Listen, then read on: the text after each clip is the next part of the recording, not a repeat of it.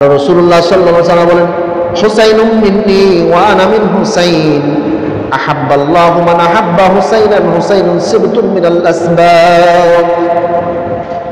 রাসূলুল্লাহ সাল্লাল্লাহু আলাইহি ওয়াসাল্লাম বলেন, হুসাইনুম মিন্নি ওয়া আনা মিন হুসাইন, হুসাইন আমার, আমি নবীও হুসাইনের। সুবহানাল্লাহ। এই হাদিসগুলা কত গুরুত্বপূর্ণ। ওলামায়ে কেরাম এই হাদিসগুলা বর্ণনা করে না।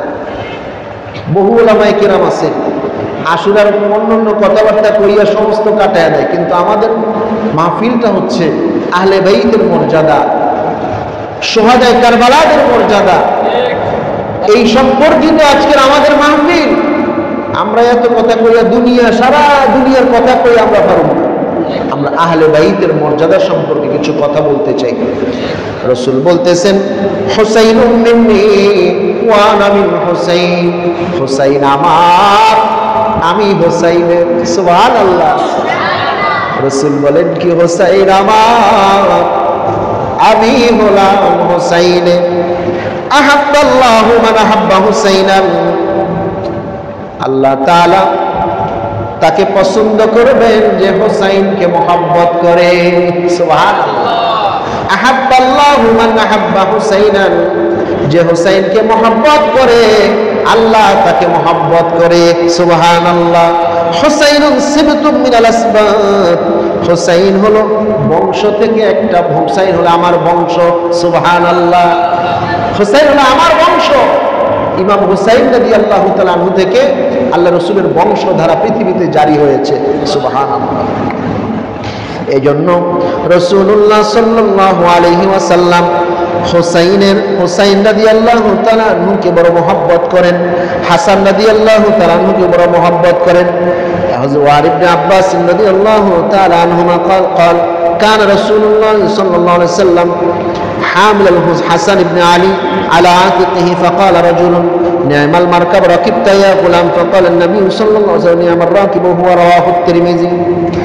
হযরত আব্দুল্লাহ ইবনে আব্বাস রাদিয়াল্লাহু তাআলা আনহুমা থেকে বর্ণিত, একদা হযরতে হাসান রাদিয়াল্লাহু তাআলা আনহু নবীজির কাঁধে চড়ে আছে।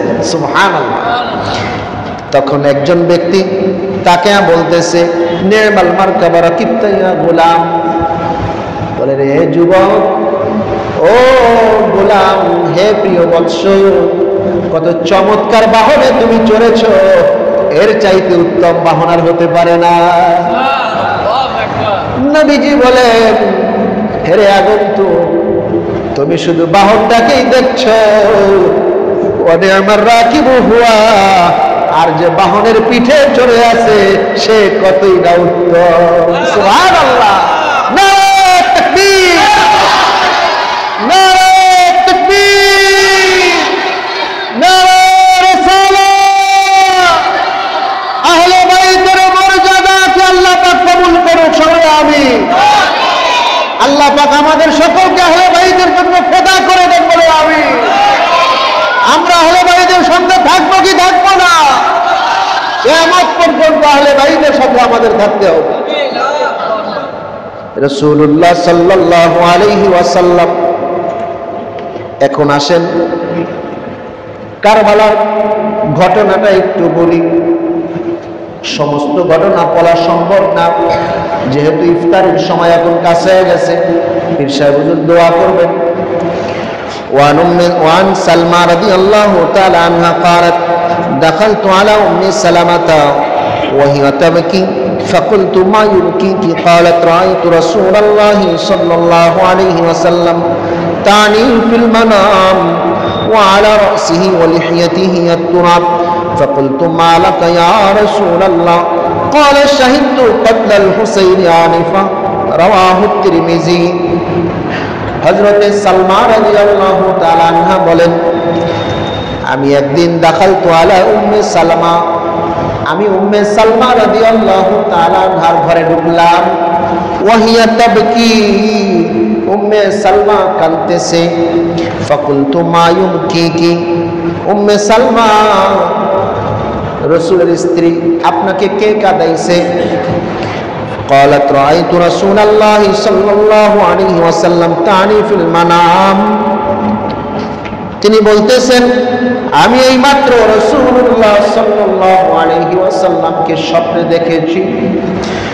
ওয়া আলা রাসিহি ওয়া লিহিয়াতিহি আত-তুরাব, তার মাথায় এবং তার দাড়ির মধ্যে মাটি লেগে আছে। ফাকুলতু মা লাকা ইয়া রাসূলুল্লাহ, আমি বললাম, হে আল্লাহর রাসূল সাল্লাল্লাহু আলাইহি ওয়াসাল্লাম, আপনার কি হলো গো? ক্বালা, তিনি বলতেছেন, শাহিদতু কতলাল হুসাইন আনিফা। নবীজি বলতেছেন, শাহিদতু কতলাল হুসাইন আনিফা, আমি এই মাত্র হুসাইনের শাহাদাতকে প্রত্যক্ষ করে এসেছি। সুবহানাল্লাহ, আয় আয় আয় হায়। একদিন আল্লাহর রাসূল সাল্লাল্লাহু আলাইহি ওয়াসাল্লাম হযরত হুসাইন রাদিয়াল্লাহু তাআলা আনহুকে নিয়ে বসেছিলেন। জিবরাইল আলাইহিস সালাম রাসূলের কাছে এসে বলতেছেন, কানে কানে আয়েশা রাসূলের কাছে আয়েশা বলতেছেন, ইয়া রাসূলুল্লাহ, ইয়া হাবিবাল্লাহ, আপনার এই শিশু পুত্র একে একদিন আপনার উম্মত শহীদ করে দিবে। আয় হায়। রাসূলুল্লাহ সাল্লাল্লাহু আলাইহি ওয়াসাল্লাম তাকে জিজ্ঞেস করলেন, জিবরাইলকে, এই ছোট বাচ্চাকে তাকে শহীদ করবে আমার উম্মত? বলে, ইয়া রাসূলুল্লাহ, আপনার উম্মত তাকে শহীদ করে দিবে। আল্লাহ রাসূল সাল্লাল্লাহু আলাইহি ওয়াসাল্লাম বহু ঘটনা রাসূলুল্লাহ সাল্লাল্লাহু আলাইহি ওয়াসাল্লাম জিবরাইল আলাইহিস সালাম ওই মুহূর্তে ওই কারবালার মাটি আমার নবীজির হাতে এনে দিয়া দিলেন। সুবহানাল্লাহ, ইয়া রাসূলুল্লাহ, ইয়া হাবিবাল্লাহ, এই মাটি যেখানে পাবে হুসাইন, ইমাম হুসাইনের শাহাদাত সেই স্থানে হবে। এই স্থানে হযরত ইমাম হুসাইন রাদিয়াল্লাহু তাআলা আনহু শাহাদাত হবে। এই জন্য হযরত ইমাম হুসাইন রাদিয়াল্লাহু তাআলা আনহু, দীর্ঘ ঘটনা, লম্বা ঘটনা, হযরত ইমাম হুসাইন রাদিয়াল্লাহু তাআলা আনহু কুফার মুসলমানরা হযরত ইমাম হুসাইন রাদিয়াল্লাহু তাআলা আনহুকে বারবার চিঠি পাঠালো, ও ইমাম হুসাইন, আপনি আসেন, আমরা কুফাবাসী আপনার হাতে বায়াত নিতে চাই, ইয়াজিদের হাতে বায়াত নিতে চাই না, ইয়াজিদের হাতে আমরা বায়াত নিতে চাই না, আমরা আপনার হাতে বায়াত নিতে চাই, আপনি এসে আমাদেরকে বায়াত নিয়ে নেন। কিন্তু পথিমধ্যে বহু ঘটনা, এগুলা ঘুরেয়া ফিরাইয়া হযরত তার রাস্তাকে ভুল পথে পরিচালিত করাইয়া এই কুফা, এই কারবালার ময়দানে নিয়া ওনাদেরকে উপস্থিত করেন এবং সেখানে ইমাম হুসাইন রাদিয়াল্লাহু তাআলা আনহুকে অবরুদ্ধ করে রাখেন। তার জন্য পানি হারাম করে দেওয়া হলো, তার জন্য খাওয়া দাওয়া নিঃশেষ হয়ে গেল, পানি, খাবার দাবার সব ফুরিয়ে গেছে।